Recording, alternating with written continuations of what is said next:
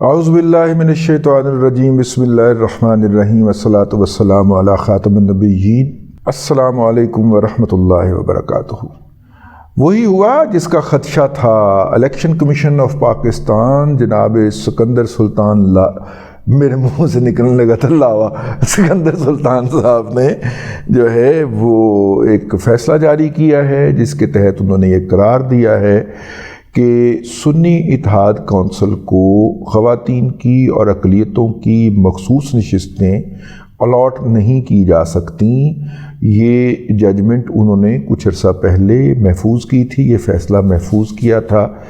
آج ہم اس کا جائزہ لیں گے کہ اس کے کیا نتائج ہو سکتے ہیں اور پی ٹی آئی کے پاس کون کون سے آپشنز کھلے ہیں۔ سنی اتحاد کونسل کے اندر جب یہ لوگ شریک ہوئے تو یہ بات ازر من الشمس تھی کہ سنی اتحاد کونسل ایک پارلیمانی پارٹی نہیں ہے، اور سنی اتحاد کونسل کے اس کے اوپر نشان کے اوپر یا پارٹی کے نام سے کسی نے انتخاب نہیں لڑا۔ سنی اتحاد کونسل کا انتخابی نشان گھوڑا تھا، اور جب الیکشن کمیشن آف پاکستان نے الیکشن کے اندر موجود ایک خامی کے حوالے سے ایک خط تحریر کیا تمام سیاسی پارٹیوں کو کہ وہ یہ بتائیں کہ کیا انہوں نے اپنی نشستیں جنرل الیکشن کے اندر الاٹ کرتے ہوئے اس قانون کا دھیان رکھا ہے جس کے تحت تمام پارٹیوں کو 5% نشستیں جو ہیں وہ خواتین کو دینی ہیں۔ جنرل الیکشن کے لیے ان کو اپنا امیدوار نامزد کرنا ہے۔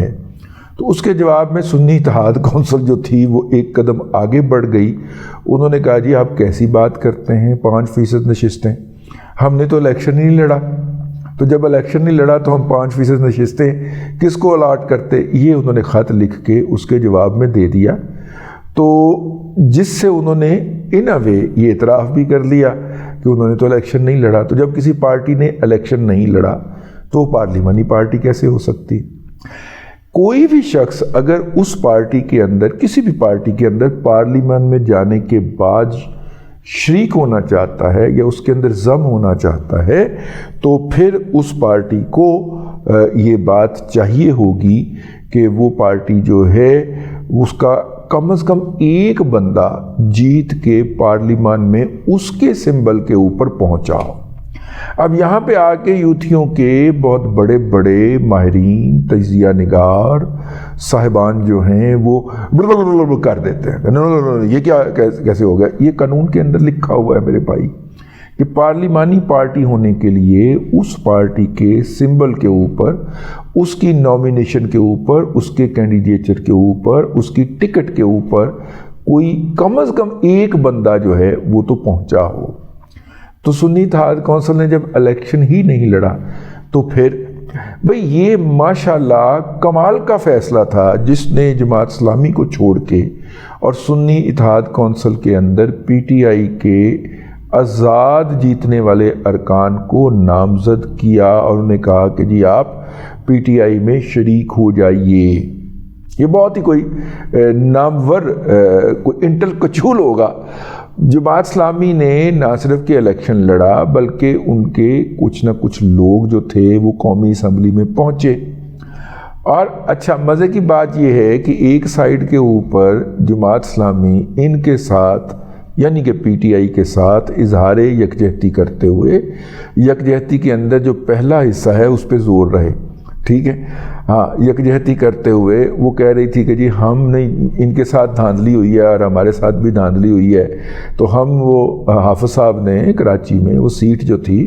وہ اپنی طرف کر دی نا، صوبائی اسمبلی کی جو انہوں نے جیتی تھی، کہ جناب یہاں پہ تو پی ٹی آئی جیتی ہے۔ انہوں نے ایک طرف سے ہمدردی کا اظہار کیا۔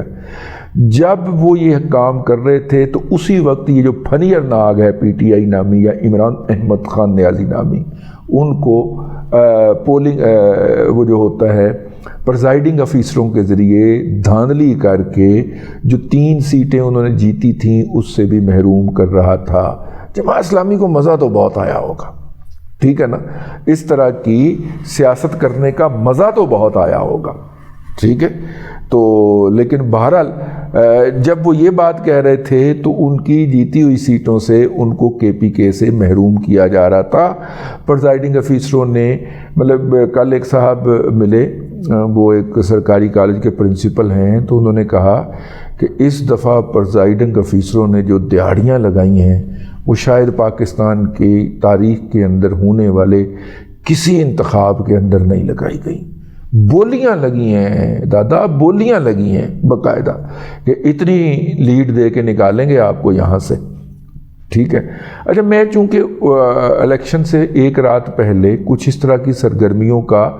پریوی بھی ہوں، مطلب کہ آگاہ ہوں کہ کس طرح بولیاں لگ رہی تھیں، اور مجھے یاد ہے کہ ہم جب ہائی کورٹ رپورٹنگ کیا کرتے تھے تو اس وقت ہمیں قصے سننے کو ملتے تھے وکلاء کے ذریعے کہ جج صاحب کو اپروچ کیا اور جج صاحب نے کہا کہ اتنے پیسے لوں گا، ان کو وہ اتنے پیسے 50 لاکھ روپیہ، مطلب کہ مرڈر کا کیس تھا تو بندہ بری کر دوں گا، تو انہیں 50 لاکھ پہنچا دیا گیا۔ تو اگلے دن جو ہے وہ جج صاحب نے بندہ ٹونگ دیا، تو اس پارٹی نے کہا کہ جناب ہم نے تو پیسے دیے تھے، تو شام کو جج صاحب نے طلب کر لیا اپنے گھر پہ اور ان کو ان کا 50 لاکھ لوٹاتے ہوئے کہا کہ دوسری پارٹی نے زیادہ دے دیے تھے، ٹھیک ہے۔ تو یہ اس طرح کی وارداتیں بھی اس رات ہوئی ہیں۔ میں ایک دو وارداتوں کے اندر انڈائریکٹلی طور پہ انوالو ہو گیا اور میں توبہ کر کے وہاں سے نکلا، اس قدر بے شرم اور ڈٹائی کے ساتھ۔ اچھا، پھر صرف پریزائڈنگ آفیسروں تک محدود نہیں تھا، جنہوں نے پریزائڈنگ آفیسروں کو ڈپلوائے کرنا تھا وہ ان کو بھی حصہ دیا جانا تھا اس میں سے، وہ اس پارٹی نے الگ دینا تھا جو اس کو بائے کر رہی تھی کہ اس کو آپ اتنا حصہ دیں تاکہ وہ یہ والا پولنگ سٹیشن مجھے دے۔ پولنگ سٹیشن کی الاٹمنٹ کے اوپر بھی رشوت چلی ہے، ٹھیک ہے۔ اور یہ میں آپ کو کسی دور دراز علاقے کے نہیں، لاہور شہر کی بات بتا رہا ہوں، تو اس لیے اس بات کو ہم سائڈ پہ کر دیتے ہیں فی الحال۔ تو یہ جو ہیں ان کو جناب اب مسئلہ درپیش یہی تھا کہ الیکشن جو ہے وہ تو لڑا نہیں ہے سنی اتحاد کونسل نے، بالکل وہی والا لاڈلا انداز کہ جناب الیکشن ہم نے پارٹی کے نہیں کروائے، لیکن الیکشن کے اندر آپ ہمیں سمبل تو عنایت کر دینا۔ تو پھر نتیجے کے طور پہ بہت سارے جرنلسٹوں کی ہمدردی والی رگ جاگ پڑی اور وہ جناب سرگرم ہو گئے اور قاضی فائز عیسیٰ کے اوپر کیچڑ اچھالنا شروع کر دیے۔ اب اس میں جو رستہ ہے وہ وہی ہے کہ اس کے خلاف سپریم کورٹ میں اپیل جایا کرتی ہے، کیونکہ الیکشن کمیشن آف پاکستان جو ہے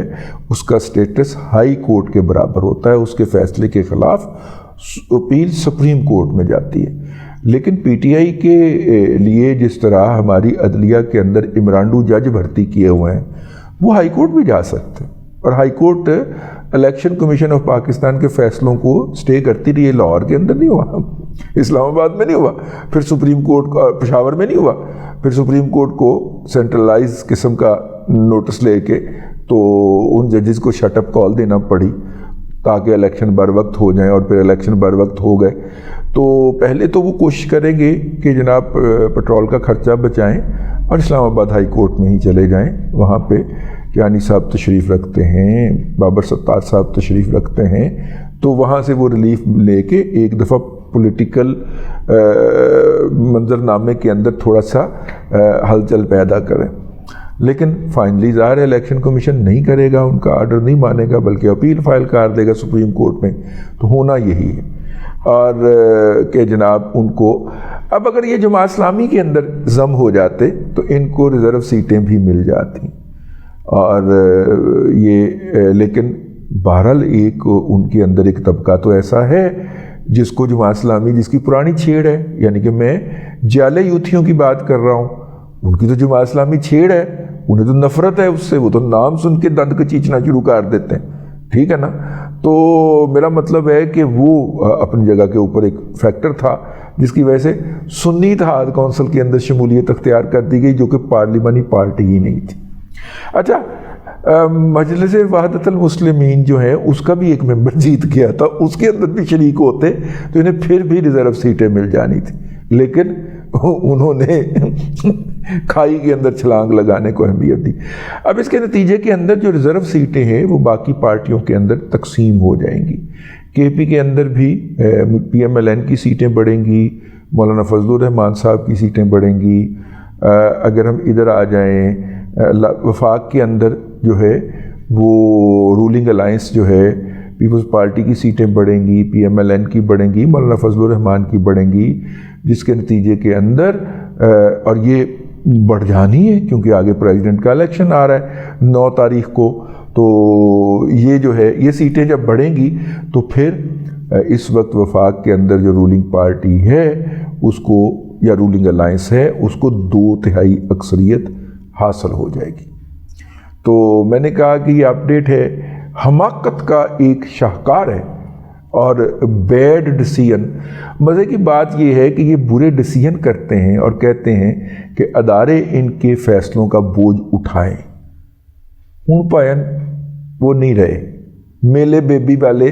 باجوہ صاحب جو تھے اب تو بیچارے ہاؤس اریسٹ ہیں، مل نہیں سکتے کسی سے. واک کرنے بھی جاتے ہیں تو ان کے ارد گرد کوئی نہیں پھٹکنے دیا جاتا، ٹھیک ہے نا. ہاں